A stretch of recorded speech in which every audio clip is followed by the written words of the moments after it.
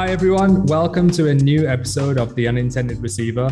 I'm here today with Mehr and a very special guest, Liz Haynes. You guys want to say hello to everyone? Hi. Hi. Hi. Excellent. Yep, that works. The simultaneous hi is fine. We're really excited today. We get to talk to somebody of Liz's caliber, particularly around the topic of gender and sport. So I'll just give a little bit of an introduction. Always really difficult for me to do these when I know the person relatively well. Liz is a very, very good friend of mine. We've known each other for years. We played together on the Chennai club in Airborne, which is where Liz now lives with her partner. And I think we were on the team when Airborne won its first championship, Chennai Heat as well. Yeah, you were coaching us, right? Yes, I was coaching and playing at that time. But yes, I think I was there. Lucky enough to be there.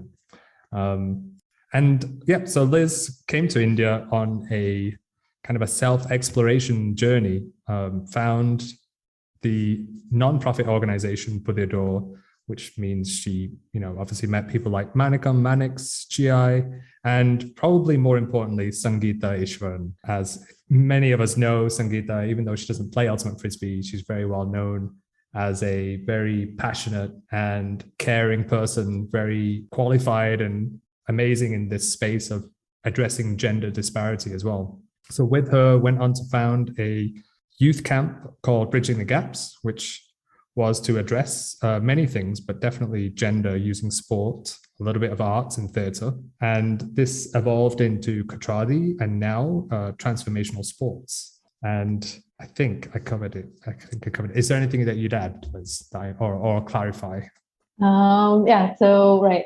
Katradi is definitely Sangeeta and Liz working together on gender and sports and arts, but it's an initiative. It's really our two nonprofits coming together, mine, Transformational Sports, and hers, Wind Dancers, coming together. Right.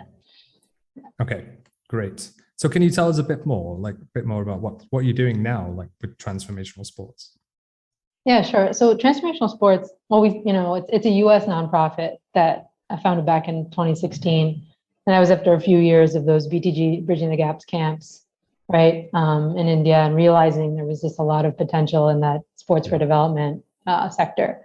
So, the mission statement around transformational sports is advancing gender equity through co-ed sports programs.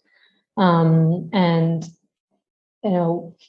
BTG, we did a bunch of work with the US consulate in Kolkata and Chennai, where we kind of took that Bridging the Gaps model, which many, I think, in the ultimate community might be familiar with, where we had those immersion 5-day, 7-day, residential youth camps using ultimate, focused on gender and inclusion. And it was, we had refined that model after so many camps, that How many camps we were did you able end to up doing, and where did we did. We did 7 of the big ones. Right. And we did them. Surat was twice, 2 of the 7. And then it was like Oroville, Ahmedabad, Lucknow. I'm going to miss a couple. I think Kolkata, Chennai. And then we did maybe 7 or 8 of like mini versions, like with when Rumble came, from the US. So like 2 or 3 day versions of Bridging the Gap. So quite a few actually over the years. But yeah, we kind of had refined that immersion camp model pretty well. And also we had done a Bridging the Gaps fellowship in 2017. So we took those 2 models and we put them together for these new programs we were doing for the US consulate in Kolkata and Chennai. And they were still, grassroots, gender-based for the Kolkata grant, and using that very similar kind of idea of you take a group of people, like 30 young adults, and you from different states and speaking different languages, and co-ed group, and you have to bond them up. So how do you do that, right? And so using that, and then we had them come up with gender projects that they were going to go home and carry out over a period of 6 months or 9 months, depending on the program we were in. So yeah, we were doing that for, I guess right through COVID, actually. And we had our second consulate grant, like literally 2 weeks before COVID hit India.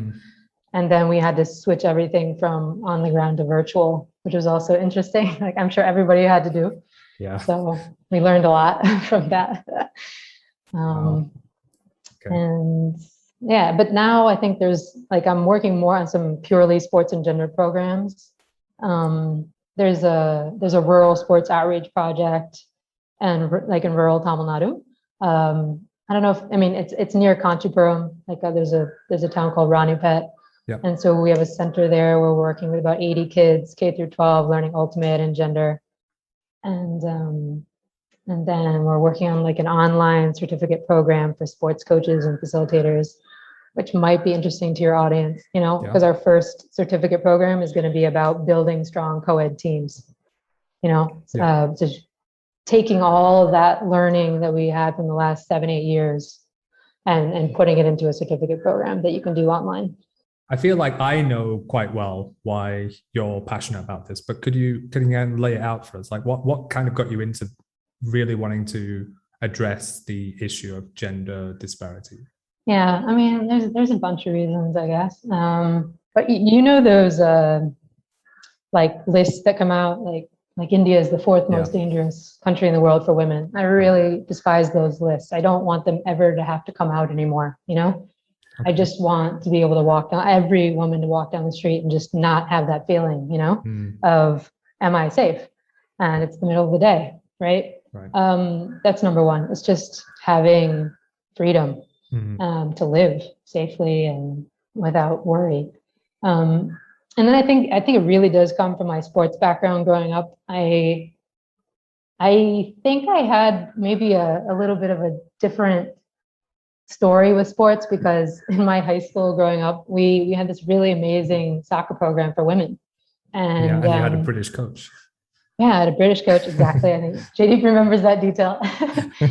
And, you know, we had these amazing club programs as well. So I was playing soccer year round. I was playing basketball too. But soccer was really the, you know, elite sport in our area in New Jersey where I grew up. And like our high school women's team was actually better than the men's team and they were pretty good, but we won state championships. We were, you know, like at a very competitive level. And I kind of had the experience growing up that women's sports was very respectable, if not even more respectable than men's sports, you know, at that time, because that was my lived experience. And then when I got to college and the real world, I was like, oh, okay, this is how it kind of is. But I think there's such a stark contrast to my experience as a youth with sports and what happened when I was coaching youth sports in India, you know, or what an average girl, you know, that I was coaching in India is going through, that it just fired me up. Like I have to do something about this. Yeah, that makes absolute sense. Yeah, thanks for sharing. Liz, I think thanks for that, you know, introduction and taking us through. I mean, there's so many threads I think you touched upon, which I hope we get to explore later in this podcast. Things like the camp, what's happening in the camp, and the certificate program that you mentioned.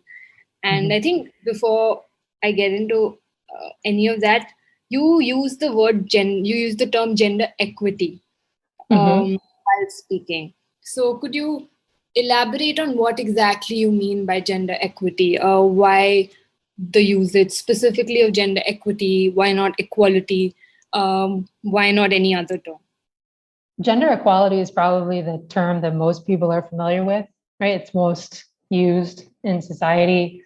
And like in my mind, that's this term of treating every gender the same in terms of rights and opportunities, right? So if you're born in India, the rights and opportunities afforded to you in terms of, I mean, everything from education or health, jobs, or even like sports opportunities should be the same no matter your gender. Like your next door neighbor should be the same as the next, you know, as you. That's the goal. But I think this concept only works if everyone's starting from the same level, right? And we know that historically women and like LGBTQ, you know, groups have been disadvantaged in these areas as compared to men. So when a government policy is applied equally, say to men and women, women are still falling behind, right? Because they were never starting at the same level. They were starting many steps behind. So gender equity, in my mind, is this concept of treating everyone fairly by factoring in those historical disadvantages, right? It doesn't pretend that everyone's starting from the same level. So how would that play out, let's say, in a coaching session? How would you factor in that everyone's not starting at the same level? Yeah, well, in a coaching, in a coaching session may be one thing, but I would look at it from a program, right? Yeah. Wide, or, the example I usually give for people to understand it, like in workshops, is like, okay, let's just assume we live in a country where for the last 50 years, girls weren't allowed to go to school, and then the new government comes in and puts in a law and says, girls get to go to school just like boys, right? So that law is considered gender equal, right? You're applying the same opportunities to everyone. But gender equity is saying, well, for 50 years, girls weren't allowed. So now there's a 12-year-old girl. What's she supposed to do? Right now she's illiterate, but but you're sending her to 5th grade, right? Because of her age. So how are we going to catch her up? And a gender equitable policy would factor in that disadvantage, it would give after school training or additional support for her and her cohort, that didn't start at the same level as the boys.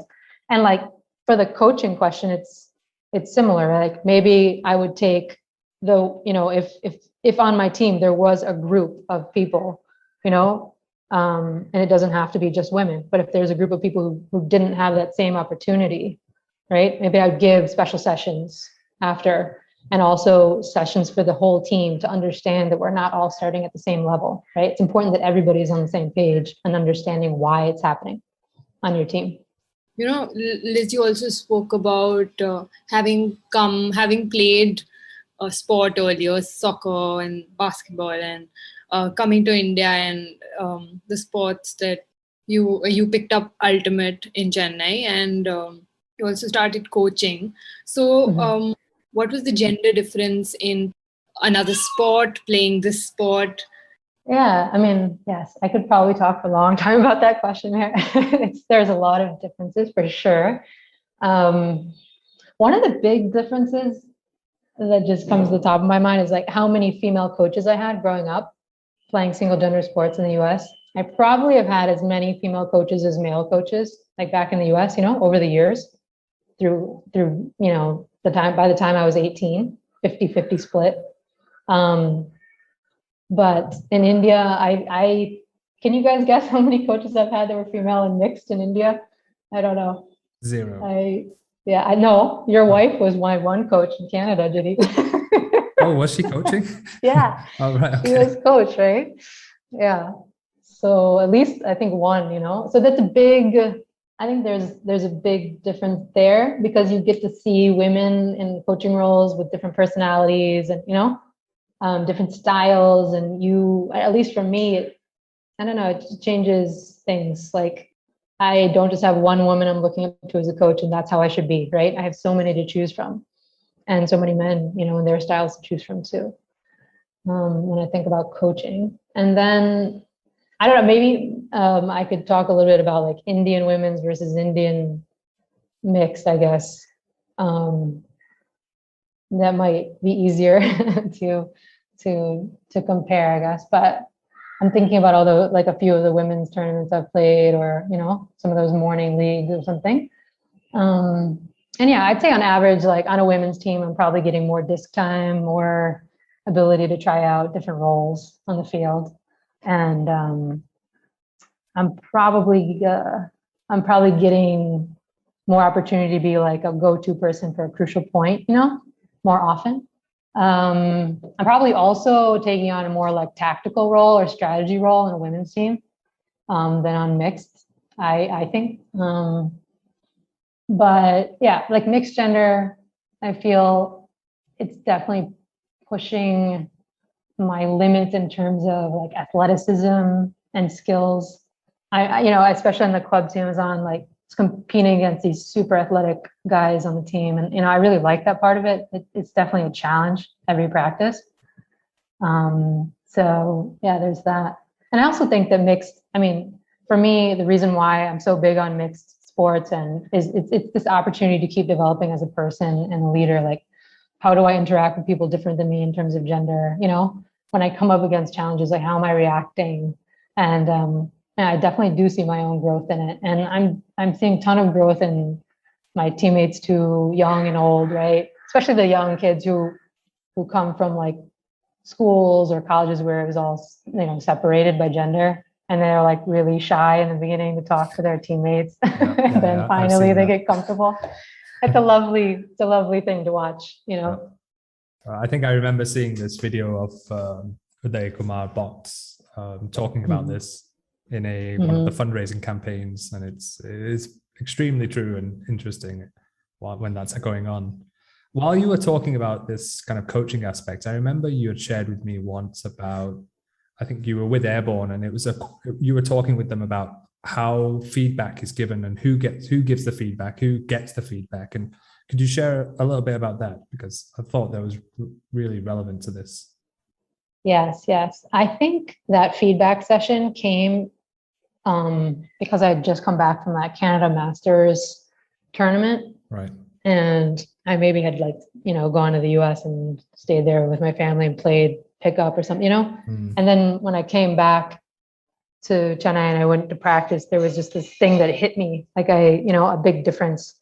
And that I was noticing that I was getting a lot of like feedback from non-captains or non-coaches, just kind of, you know, male players on the team. And I was also watching male players who weren't captains or coaches giving, you know, feedback I'm sure it was like in a cordial way, you know, but something about it like struck me. I was like, wow, I wasn't getting any of that like before, but why am I getting it now? You know? Right. Yeah.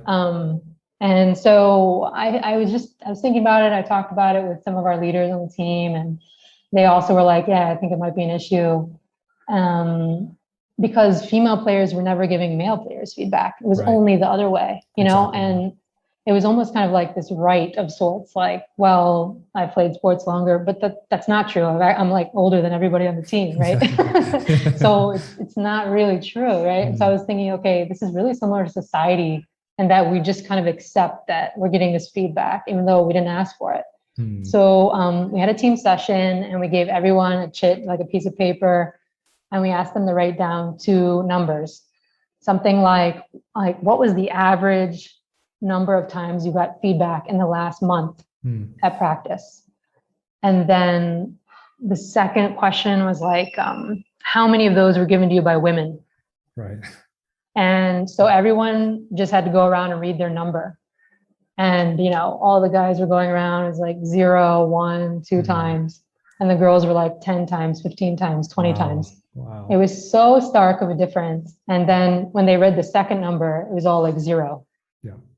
Right. So we had to admit this is the team issue, and it's also a societal issue, you know. And so we made a new rule, like no unwanted feedback to players unless you're the coach or the captain. And we enforced it at practice. We talked about it. We talked about it in the opening circle. We reminded if we saw it. I mean, it's always, I mean, our team is quite nice about it, you know. We're not like yelling or anything, but we also think it's important to make sure that sticks, because it was an issue. Absolutely. I think thanks again, because I think that's such a simple and yet effective exercise that, you know, people listening to the podcast will really be able to understand and execute. It makes a lot of sense. Yeah. Try it on your team. Yeah. See what happens. Yeah. I just want to add that, you know, like so much of what is going on is unconscious bias, implicit bias, which most people are not aware that it's happening, that this feedback is being given, and then that there is a gender angle to it. So I remember once in a practice, the captain told another player that, you know, you're looking off the women. And he said, no, I'm not looking off the women. And he was convinced he was not looking off the women. But after that comment came from the captain, something did change. You know, it was pointed out, something that was unknown to him possibly was pointed out, and just the pointing out kind of changed how the play went forward after that, which was just incredible for me to watch. And I also, while you were talking, I remember that during lockdown, our team, one of the players in our team did a little survey, which was sent out to all the players. And I don't think I remember the question exactly, but it had to do with when you make a cut, how often do you get the disc, or how often do you feel you get the disc, or something like that. Yeah. And there was an analysis, and generally the male players in the team said all the time or every time, and the women players in the team said sometimes, not at all. And it was also part of it was because it was not based on actual count. We were not doing disc counting. It was a mental response. This is how I feel while I am on the field. So I thought that was interesting. I mean, it was actually a little bit of a shocker to me at that time, that how can it the men responding every time. I was like, how do you have that confidence? How did you say that you get the disc every time? Do you actually feel like that? I know. I can still remember the guys who said 0 on their chits for how much feedback. I just remember going up after them. I was like, you're so lucky, bro. Like, you don't know how that feels to never have to face that, right? So you got to be in other people's shoes. Absolutely. Sometimes all it takes is just talking about it, not even at length, just doing a mini session on your team. You'd be surprised, right? How these things can work. Yeah. I have conversations, and as a coach, I do try, and I think for the things that you've talked about, I've also been a culprit of those things, like giving feedback and not being conscious of it. And one of the things that I try to push for, but I'm not very good at explaining it, is changing the terms that we use, which like man mark and 3-man drill. And then the response I get is that we use it as a gender neutral term. So, I don't think it's really that big of a problem. We don't mean to say that we only think of this team as men. We do see the women as being equal in the team. And is it really a problem? Like, what do you think? Yeah, this comes up a lot. And it's also, we use gender neutral language at all of our NGO programs, all our camps, every time we can, we do. And I'm for gender neutral terms. And I do believe using 3-man drill and man mark is a problem because we're trying to make sports a space for everyone. And so we need to change our language to reflect that, right? And right now it's only reflecting men, which you've said, right? But we learn from images and words presented to us. And because historically sports is a male-dominated landscape, especially in India, right? From the number of players to the 90% male coaches to any cricket ground or any park you go to on a Sunday, it's all guys, right?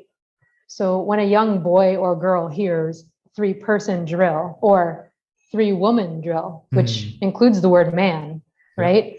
Rather than 3-man, there can be a shift in thinking, however subtle. So, it's going to help us get to that point where sports isn't considered a male endeavor. And that's why I think it's so important. Once we get to a point where things are much more equal, then I don't think we'd be having this conversation. But also, JD, like I remember this one tournament, this women's tournament, right? There's only been a couple, but do you remember that one where we were like playing on opposite sides of a city? Maybe like the women were on one side and the men were on a different set of fields. Yeah. Do you guys remember that?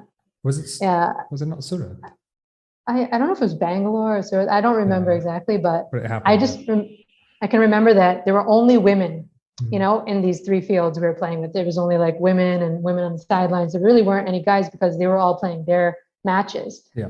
And so I was on a line, all women's line, and somebody was calling the line using language like mark your man or man mark. And it really struck me like, even right now, amongst all women, we're claiming our own space. We're still using male language to talk about each other. Yeah. So I think if you need an example, maybe you can use that in the future. Yeah, that is a great example. Yeah, absolutely. Yeah, it's unfortunate, but obviously a little bit funny also when I hear women saying these things, and I'm like, what did you say? And then I remind them. But you're right. Also, what you said before as well. It's not just calling people out, right, or being aggressive about it, because that's something that I think I've made the mistake of doing. In the mixed masters camp, we used to make everybody do push-ups every time somebody said it, and that included the coach, right? So, you know, and there was kind of pushback on that, because it's like, but now you're just punishing us, and that's right. Like, punishment's never going to be the long-term solution to something, and bringing about this understanding about why it's important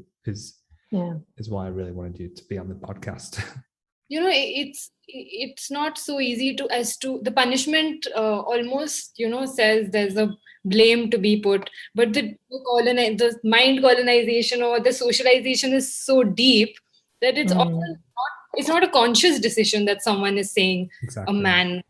So like, a punishment is, you're not even punishing a conscious action, you're punishing an unconscious action. So there has to be another way of dealing with it, like bringing it to light firstly. I mean, I hope this conversation does some of that. But or positive behavior reinforcement potentially. I mean, and of course it's in every space. I mean, in my workspace, all examples are, he will do this, then he will do that, and you're like calling it out. And I mean, not calling it out, but like, I just step in and say he or she, or like correct it at that moment without it being a big deal, you know, almost. Yeah, no, I think that's right. Like, I think even here in college, I remember reading for the first time in an essay, someone only using the pronoun she instead of he. And I was like, oh, I can do that? That's allowed? And I was just so psyched. So to this day, that's all I use, because I, you know, for the first 20 years of my life, I only saw he. So why not, right? And I think it's just giving people a different choice too. Throughout this conversation, it sounds like, you know, we're in a very bleak situation when it comes to the, you know, gender equity in Indian Ultimate, or, you know, in India society. But then I would say there's been quite a lot of progress, particularly in the time. I think we've been here almost an equal amount of time, you know, having shifted from our respective birth countries. What is your opinion now, like today? What do you see as the kind of status of gender equity within? Yeah, I mean, I'd agree. I think we've come a long way since 2013 when I came into the Ultimate community. And of course, I do believe there are miles to go, you know, but I mean, I've seen the change from the ratios of players from, I think right before I came, they changed from 6'1" to 5'2", right? And then 4'3", and now alternating 4'3", 3'4". And, you know, now we have only in the last, year and a half or something, mixed gender co-captains requirement. We have requirements around number of women and men on a team in order to be eligible, which, you know, when I came in, it was like 1-2 women on the team was all anyone could hope for, right? We have harassment. I think I think you have a grievance redressal policy and, you know, a way of reporting things, right? Which is really important and didn't exist before. And I know there's some, right, like young women fellowship for Ultimate players, right? On leadership, I believe. So from a policy standpoint, absolutely, I think it's going in the right direction. I think we have leaders, you know, who are thoughtful about gender, and you have this very strong mixed gender group of leaders, right, in charge. So I think that's great. So then for me, the next thing is like, okay, what's happening really on like a team by team basis? What's the ground reality of each team? Kind of what Mehr was saying before, number of classes, just counting them. Right, yeah. And that's where like these kind of small mini exercises or kind of a list of questions you could ask your team, or just, I don't know, like questions that pop to my mind is like, who's running practice? Which voices are you hearing most? You know, is it balanced between men and women on the team? And like, is there a balance of men and women on the team creating team strategy and tactics? If not, why, right? How can you create that to happen? Or I think another big thing is like, do you have conversations about how women feel on the team? You know, like I think like if your team isn't doing something simple, like, are you okay with practice timings in the evening? Or do you feel unsafe going home? Or do your parents not like it? You know, if you're not even having that simple of a conversation, you're probably missing out. And then like things I think like all teams should be talking about too is, Is your team packing in your first aid kit like menstrual hygiene products or ibuprofen, because at least one woman on your team's having her period that weekend, I'll tell you, right? So there's like 20 to 40 questions like this I would just start going through as a team and use as a gut check, like what's actually happening. And if you want some list, I'll send it to you. Yeah, I was just going to say, if you've got it, great. Otherwise, I'll just make it from the podcast. Like, that'd be great. Yeah, I'll add to it. Absolutely. Awesome. I'd love to. Yeah. And Liz, for our audience and possibly, the players, captains, coaches listening, could you tell us a little bit about when you do a camp and it's focused on gender inclusivity? What does the day look like in this camp? What are the drills like? How is it different to sort of focus on gender inclusivity? Yeah, sure. It's a long day. Jaidip will tell you. We wake up way too early. We go to bed late. Yeah. So, right. I mean, I guess these camps are built for teenagers, like ages 13 to 18, right? And then we have this other element where we're bringing in youth coaches and training them as well before camp. And those youth coaches are usually 18 to 25 years old, right? So that's who we're dealing with. And these would be kids who have never gone to a sports camp. They're coming from a wide range of socioeconomic backgrounds. But every single detail in our camp, I feel factors gender in. We set that intention of like kind of creating this high energy, super positive, open, inclusive space. That's the intention we set. Jaidip can tell you if he feels like we achieve it, but like I don't know, like a typical day starts with like this dance warm up, followed by a couple hours of frisbee. What did you say, Jaidip? I remember Shakira and that song. Oh, yeah. And there's a video of me dancing to this, I'm pretty sure. Yeah.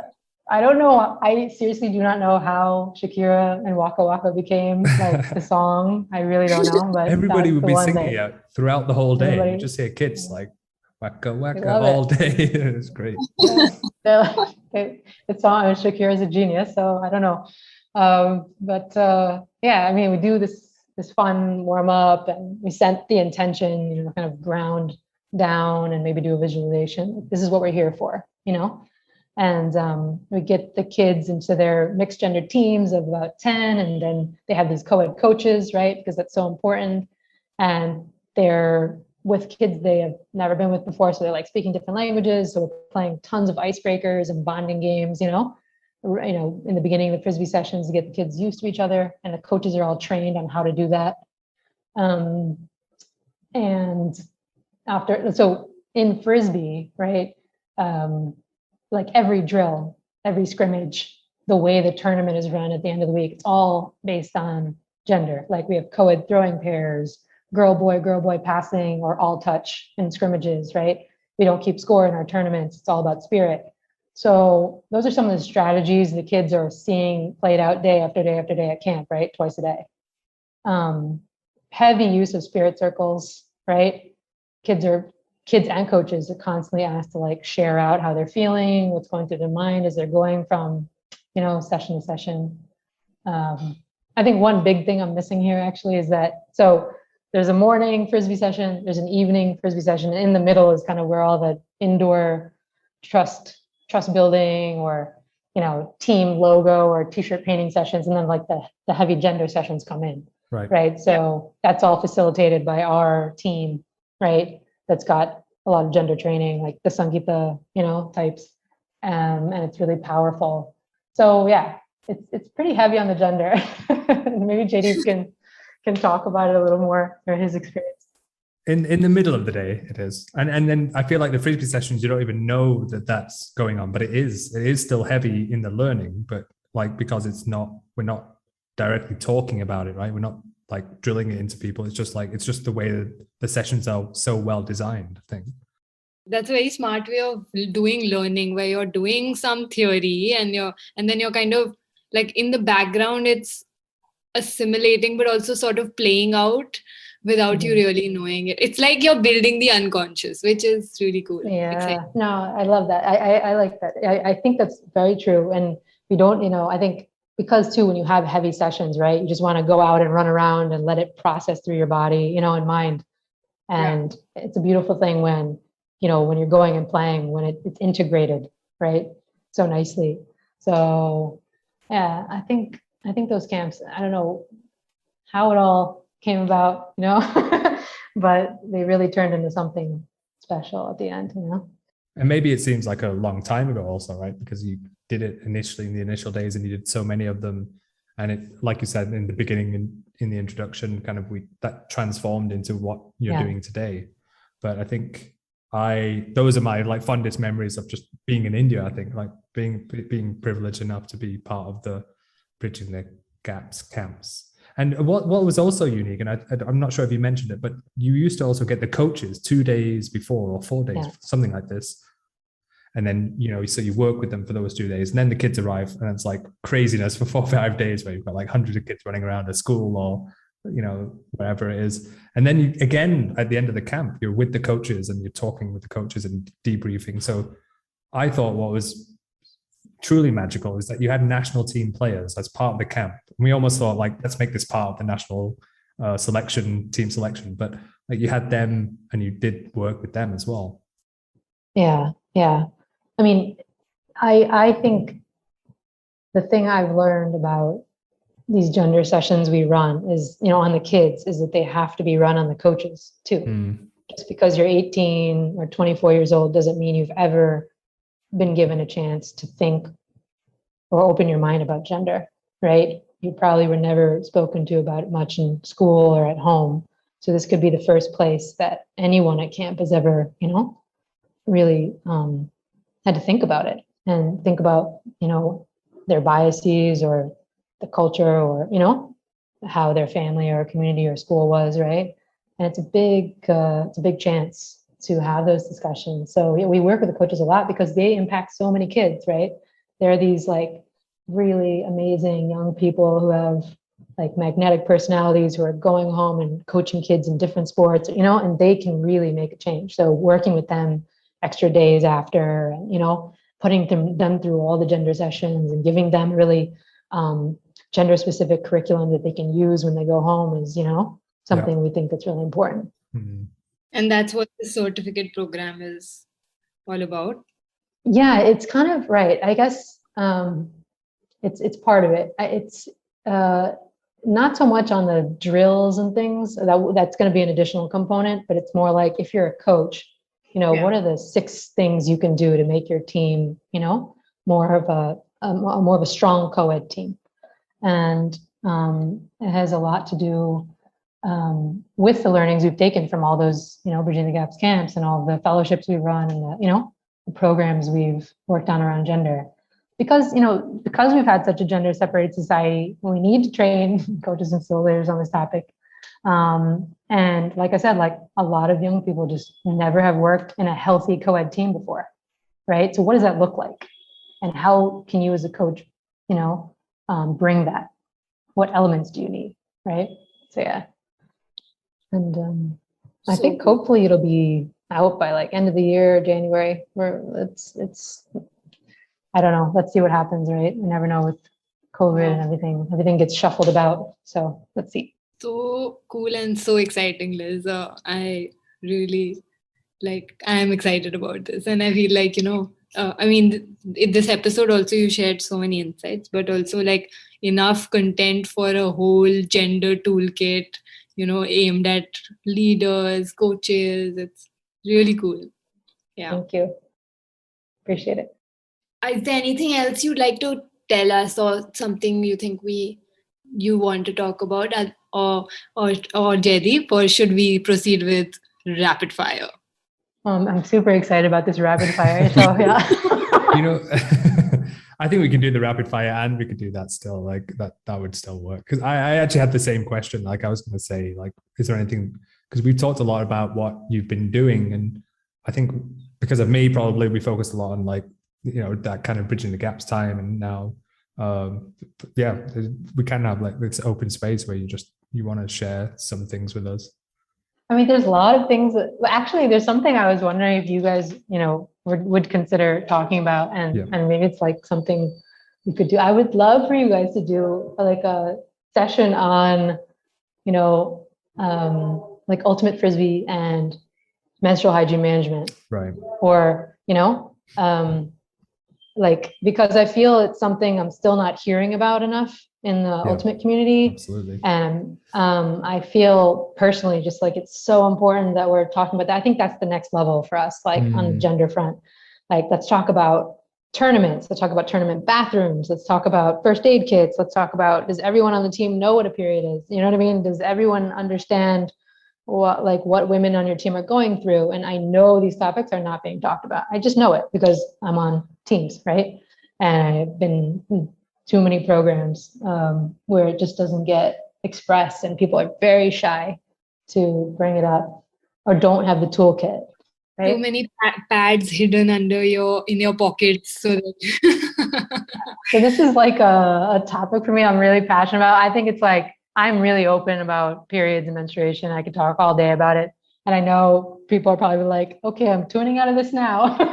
But I think it's a topic we need to talk about. So if I could put it out there, it's one program I'm working on, and I'll share that with you guys when it's ready. But I'd love for, that to be like maybe a future topic, at least in one of the podcasts, or just see what's going on in the ultimate community around it, Be great. I have already added it to the list of episode ideas that we have. So like it's okay. Awesome. Pretty much going to happen. We need to talk about tournament bathrooms, y'all. Yes, please. Yeah. Yes. I agree, even from like a male perspective. So I can't imagine like from a non-male, it's yes, I agree 100%. What do you think, Mehr? Yeah, 100%. I mean, it's yeah, absolutely. Yeah, we should talk about this. And we don't talk about this, even in teams where everyone knows what menstruation is. We still hide our pads in our pockets when we go to the bathroom. And I think even like having a little idea of where the bathroom is important. Like, not even for this topic, but how many terms have you played in where like they do the disc flip and then you have to change your jersey? Yeah, exactly. Right. And how I'm like, I don't want to change my jersey. I mean, I know I'm from the US and we all like take our clothes off or something, but that's what everyone thinks. But I'm actually not comfortable doing it in front of so many people I teach or coach. Right. And I know that like half the women on my team aren't comfortable, other half are. Right. Yeah. So it's like, okay for some, but what about for the others? Right. Like where can you go change your shirt? Can you talk about it as a team? Like just, hey, if the disc flips and we have to change, this is what we're going to do. We're not going to like yell at our players, hey, quick, we need to start in 2 minutes, but we're as a team, we know that this is a discomfort level for some of our players. So we're going to do this to make it more comfortable. Like even little stuff like that. I feel like we're not, maybe talking about. So yeah, these are just random thoughts coming up. No, but it's like, they're like gold nuggets, like that. And then, which is exactly, again, why we wanted you on the podcast, is because I knew that you had a lot of these kind of ideas. And this is one that I think Meghna, me have talked about. And the only idea I had, and this is the last thing I'll say because I'm talking too much, but is that all the men make a circle and they turn their backs facing into the circle. And that might be a way to kind of address this. But the point that you're really making, which is what you said before, is that we need to have these discussions. We need to talk about it. That would be a great step in the first place to lead towards real change. Yeah, it's all about team discussions, right? Mini discussions, hopefully. Everyone can do. Definitely. All right, I think we can move to rapid fire, Mehr and Liz. And looking at the questions, I realized I have to kind of take 1 to 4, and you can take 5 to 8, or you can do all of them also. What do you think? Cool, we'll split it. Let's go. Okay. Are you ready, Liz? Yes. And everybody knows what rapid fire is. It's like answer instinctively, and whatever comes, like try not to think about it, just say it, and that'll make for the best answer. So, okay. All right, let's go. First one's easy. Backhand or forehand? Backhand. Okay. Best coach in Indian Ultimate? Oh, wow. How can I say Just that? say it. You're one of the Just coaches. say that, no, but you have to say And it. your Right? wife is one of the coaches. Like half of my good friends are coaches. I say pass on this, JD. You can't pass. No, that's not an option. You have to pick one. Oh my goodness. Best coaches in India. You're thinking about it too much. Yeah. I don't know. I'll just say box because he's my coach. Cool. Okay. Most gender equal team.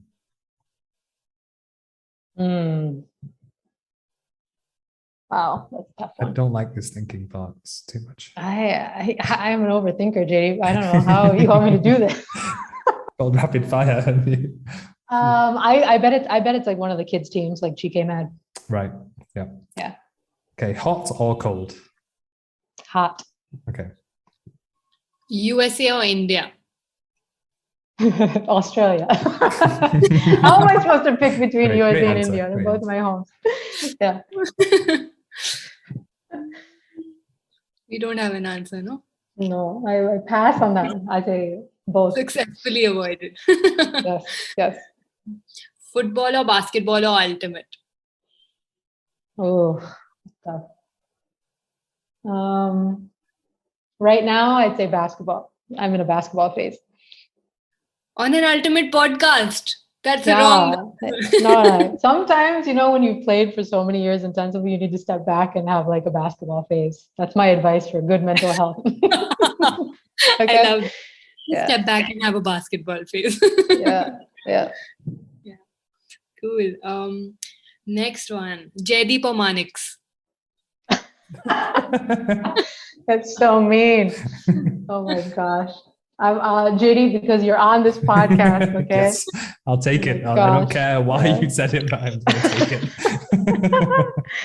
So mean. Last question. Tell us your favorite song. Favorite song? Oh my gosh. Too many. Waka Waka. Yeah, sure. Waka Waka Shakira. No, you can't. I said that, so that doesn't count. I think that's my favorite song. I don't know. I don't like. So you know what? I grew up in like Detroit in Michigan, and like till I was 7, my parents are big Motown fans. So any type of Motown music is my song. That's like what I think of as home for me. Yeah. Okay. What song did you say? Like, do you know Motown? Like Marvin Gaye, Tammy Terrell, like the Four Tops, like all the old 1960s music from the US. Okay, cool. Okay. On my Are you writing these down? Are you writing these down? I was like, no, I don't know any of these songs. You're clearly okay. Well, I'm gonna send you a playlist, all right, and then you tell me if you like them, because I've been listening to Motown very recently all week. Yeah, so Smokey. Oh, really? Oh, that's so cool. Going through a phase like the basketball phase, maybe. There you go, man. Everyone needs a Motown phase too. Yep. Make this happen in my life, both the basketball and the Motown. They go well together. Trust me. All right, Liz, thank you so much for coming on the podcast and being a guest. I'm super grateful. We really appreciate you taking the time, not only to share everything that you've done, but I think change mindsets through this last 45 minutes or whatever it is. I think we're really happy, and you gave us a suggestion for another great episode. I think there's not more we could ask for, unless you want to join the podcast team and start doing more. So yeah, I just want to say from all of us that we really appreciate it, and I'm sure Mehr also will want to say something. Yeah, I just really enjoyed talking to you, Liz. Like it was relaxed and amazing, and I loved the conversation, and I hope we can also have those conversations when this mic goes off. Absolutely. Thank you so much for having me. It was lovely talking to you both as well. Thank you. Thanks. And anybody listening, if you have any feedback, suggestions for us at the Unintended Receiver Podcast, do let us know. You can hit us up on Facebook and Instagram. And I'd just like to share all the people that help make this happen. Of course, we have Mehr, one of the podcast founders and hosts. We have Richard Patel, another host, as well as head of marketing and PR, and Sahil Bijliwala, who is part of the marketing and PR team and does many other things legally, is also a good role that he has. And all the people who give us feedback. We've been having lots of people share why they love the podcast or what we can do better. So keep it coming. Otherwise, that's it from us. We'll say goodbye. Bye. Love you. Miss you. Kiss you. Bye.